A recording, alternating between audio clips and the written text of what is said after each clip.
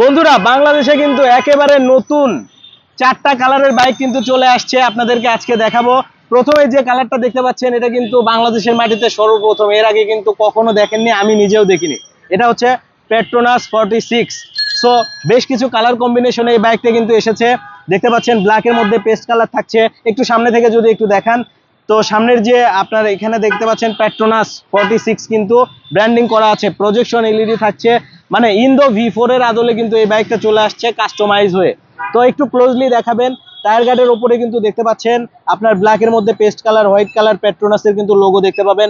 ফ্রন্টে কিন্তু 100/80 সেগমেন্টের কিন্তু একটা টায়ার ইউজ করা হয়েছে, এবং পিছনে থাকছে 140/70 সেকশনের কিন্তু টায়ার, এবং এটা 155 সিসির কিন্তু ইঞ্জিন, 18.4 PS অ্যাট 10,000 RPM এ কিন্তু ম্যাক্স পাওয়ারটা পাবেন, এবং ম্যাক্স টর্ক পাবেন 14.2 নিউটন মিটার অ্যাট 7,500 RPM এ।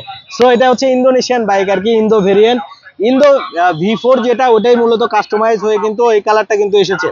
সো পাশাপাশি কিন্তু আপনি দেখতে পাবেন গ্রেজি ভ্যালির যে নিয়ন কালারটা, সেই নিয়ন কালারটাও কিন্তু চলে আসছে। অনেকে আসলে গ্রেজি ভ্যালি চাচ্ছিলেন, ইন্দোনেশিয়ান গ্রেজি ভ্যালি কবে অ্যাভেলেবেল হবে, তাদের জন্য কিন্তু ইন্দোনেশিয়ান গ্রেজি ভ্যালিটা অ্যাভেলেবেল হয়ে গেছে। পাশাপাশি V4 ব্ল্যাকের যে অথেন্টিক কালার, সেটাও কিন্তু নিতে পারবেন।